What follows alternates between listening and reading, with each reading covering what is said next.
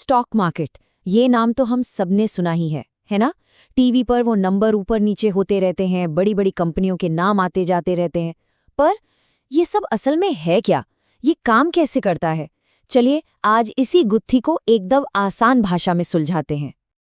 और इसकी कहानी शुरू होती है एक बड़े ही दिलचस्प सवाल से। क्या कभी सोचा है कि आज का ये जो हाईटेक स्टॉक मार्केट है, इसकी जड़ें 400 साल पुराने मसालों के व्यापार में हैं? सुनने में अजीब लगता है ना? पर ये बिल्कुल सच है और हमारी कहानी की शुरुआत भी यहीं से होती है। तो चलिए सीधे मुद्दे पर आते हैं। हम बात कर रहे हैं 1600 के दशक की, और कहानी के केंद्र में है एक बहुत बड़ी, बहुत ही powerful company, Dutch East India company. तो देखिए, बात ये थी कि 1600 के दशक में डच ईस्ट इंडिया कंपनी को पूरी दुनिया में अपने जहाजी बेड़े चलाने थे। मतलब सोना, मसाले, रेशम, इन सब का व्यापार। और इसके लिए चाहिए था ढेर सारा पैसा। तो उन्होंने एक गजब का आइडिया निकाला। उन्होंने आम लोगों से कहा, आप हमारी इन समुद्री यात्राओं में पैसा लगाइए और जो भी मुनाफा होगा उसका एक हिस्सा आपका होगा। और इसका नतीजा जबरदस्त। कंपनी को और भी बड़ी यात्राओं के लिए पैसा मिला और निवेशकों को मिला मुनाफा, दोनों का फायदा। और बस यहीं से कॉफी हाउस और बंदरगाहों पर इन शेयर्स की खरीद फरोख्त शुरू हो गई और जन्म हुआ दुनिया के पहले स्टॉक मार्केट का। तो ये तो हुई 400 साल पुरानी बात। अब जरा फास्ट फॉरवर्ड करके आज के ज़माने में आते हैं। मान लेते हैं एक नई कॉफ़ी कंपनी है, उसका बिजनेस अच्छा चल रहा है और अब वो उसे पूरे देश में फैलाना चाहती है। जाहिर है इसके लिए उसे भी पैसों की ज़रूरत पड़ेगी। तो वो कंपनी क्या करेगी? तो इसका एक पूरा प्रोसेस होता है। सबसे पहले यानी स्टेप 1, कंपनी बड़े बड़े इन्वेस्टर्स के पास जाकर अपना पूरा प्लान बताती है। स्टेप 2, अगर इन इन्वेस्टर्स को आइडिया में दम लगता है तो वो कंपनी के इनिशियल पब्लिक ऑफरिंग यानी आईपीओ को स्पॉन्सर करते हैं। स्टेप 3, बस इसके बाद कंपनी पब्लिक मार्केट में लॉन्च हो जाती है और उसके स्टॉक्स सबके लिए अवेलेबल हो जाते हैं।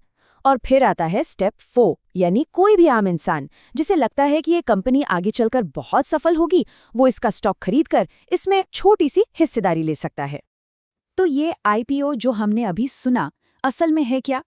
सीधी सी भाषा में ये वो लम्हा है जब एक प्राइवेट कंपनी पहली बार आम पब्लिक के लिए अपने दरवाजे खोलती है।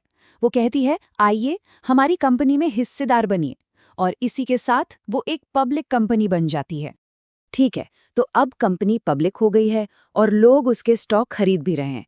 लेकिन सबसे बड़ा सवाल, किसी स्टॉक की कीमत ऊपर या नीचे क्यों जाती है? रोज ये घटती बढ़ती क्यों रहती है? इसे समझने के लिए चलिए एक सी-सॉ यानी झूले का उदाहरण लेते हैं। ये सारा खेल डिमांड और सप्लाई का है। बहुत सिंपल है। जब लोगों को लगता है कि कोई कंपनी बहुत अच्छा काम कर रही है, तो ज्यादा से ज्यादा लोग उसका स्टॉक खरीदना चाहते हैं। मतलब डिमांड बढ़ जाती है।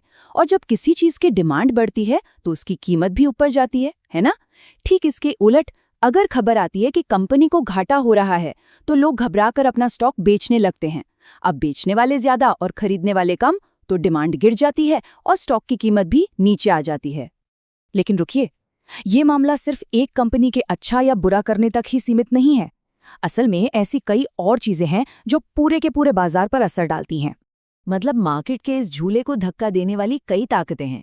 जैसे मान लीजिए अचानक कच्चे माल का दाम बढ़ गया, या सरकार ने कोई नया कानून बना दिया।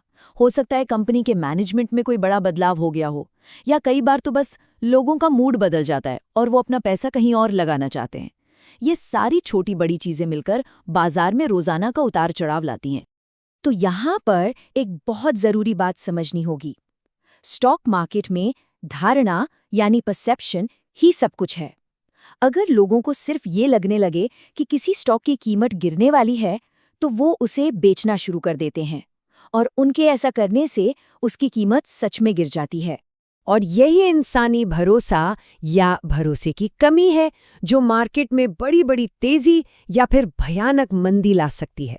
इस भरोसे को नापना, इसको ट्रैक करना बहुत मुश्किल है, और शायद इसीलिए ज्यादातर एक्सपर्ट्स यही सलाह देते हैं कि जल्दी पैसा बनाने के चक्कर में पड़ने के बजाय लंबे समय के लिए भरोसेमंद जगह पर निवेश करना बेहतर होता है।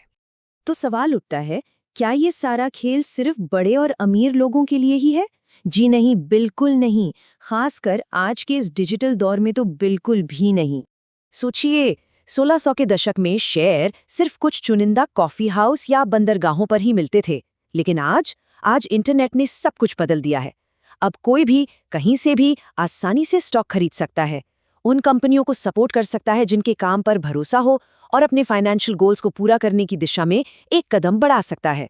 तो ये सब जानने के बाद अब असली सवाल शायद ये नहीं है कि बाजार कैसे काम करता है, बल्कि ये है कि हम किन आइडियाज़ में, किन बिजनेसेस में यकीन करते हैं। क्योंकि आज के दौर में निवेश करना सिर्फ पैसा लगाना नहीं है, ये भविष्य के एक हिस्से का मालिक बनना है।